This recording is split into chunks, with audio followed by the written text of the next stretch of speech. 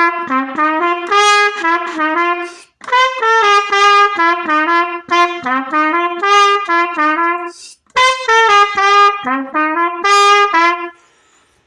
right, man.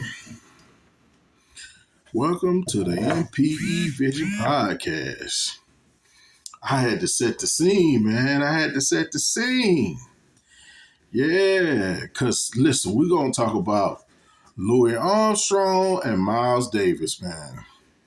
Man, Louis, for me, for his articulation of the notes, the attack of the notes, this right here is important because I like Miles as well, but I like Miles, as far as being an innovator. Miles was the innovator to me.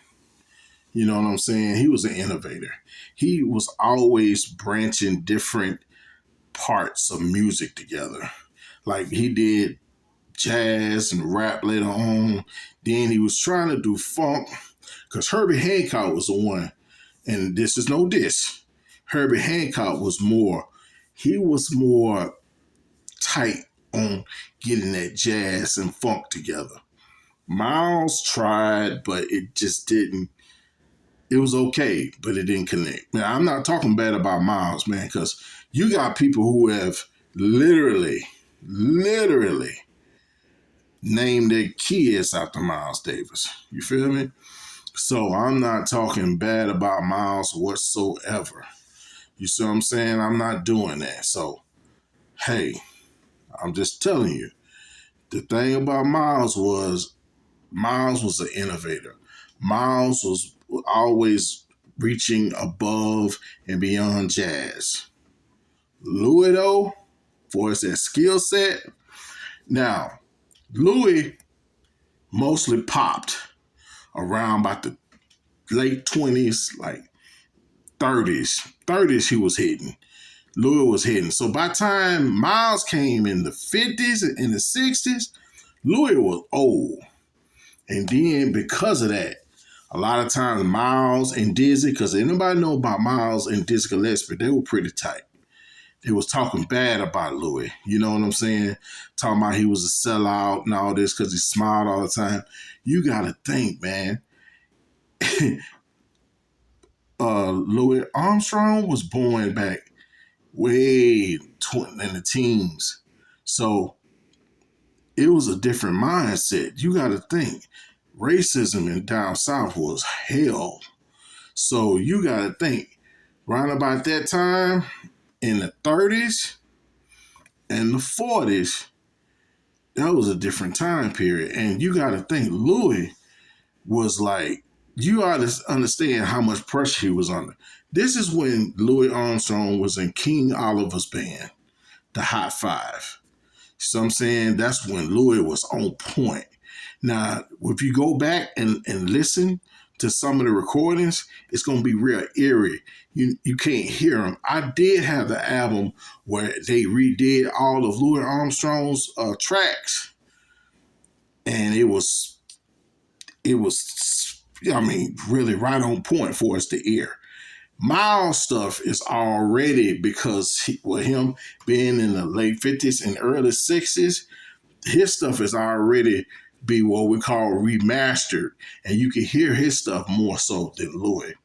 But just like I say, don't take my word for it, because with Marcellus, he talks about Louis Armstrong, and he goes into specific detail about how Louis really his skill set of playing was crazy. Now, most of the people know Louis about Hello Dolly. That they know that part of Louis, but they don't know that night. Because my favorite, now I'm not super into jazz. My favorite part of jazz was the big band era in the 20s, what we call swing. Dun dun dun dun dun dun dun bow dun dun dun dun dun dun bow. When you go look at Saffron and Son, dun dun dun dun dun dun dun pow dun dun dun dun. That's the swing era. Swing 20s, 30s and some up to the 40s. If you look at the Malcolm X movie, when you see Denzel and her dancing, that's when the whole big band, that was called the big band era. That's when the big bands would play and everybody would go to the dance hall. Nobody could mess with Louis. Louis was popping during that time. Nobody was messing with Louis, bro. I don't care what nobody say. But he get a bad rap because people was like, oh, he was a sellout because he smiled all the time. Then you look at Louis Armstrong's, you look at some of his interviews, Louis wasn't nothing to play with. Louis just did what he had to do because, hey, he did, because you got to think, he coming from a regular person to show business. And if y'all go back and look at the history, blacks had to walk through the kitchen. They couldn't even go through the front door to perform. Right about when Miles Davis was coming, it had gotten a lot better. A whole lot better, especially in the late 60s. Now we're able to go in and then let's go back in time a little bit more. Back in then, with the swinging era, guess what happened? With the swinging era, y'all already know, the swinging in the 20s, what happened? The Depression in the 30s. That's what happened. When the Depression hit, that way the big band, they couldn't do the big bands no more. They had to do the quartet, 5-piece, 6-piece, piano, drums, trumpet, sax. Do you know what I'm saying? Piano, drums, trumpet, sax. 4 pieces, 5 pieces on something. So that's where the bebop era came in. You see what I'm saying? The bebop era came in during that time. All right? Yeah, man. I just wanted to talk about this because Louis get a bad rep. But go back. Look at the Hot 5.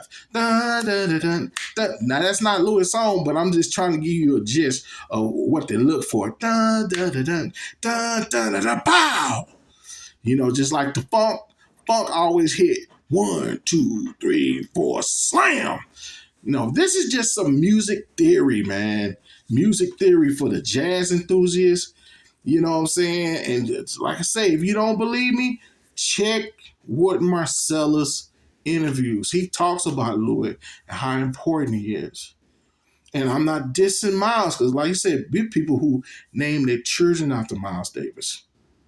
But hey, man, these I've always wanted to talk about these two trumpeters, man. That they really, and my favorite trumpeters that really got me started in playing, William King from the Commodores and Ronnie Wilson from the Gap Band. They the one that inspired me to play. All right, man. Thank y'all for sitting with me, taking time with me. Hey, man. Thanks for joining me on the MPE Vision Podcast, man. Love y'all, man. Talk to y'all later.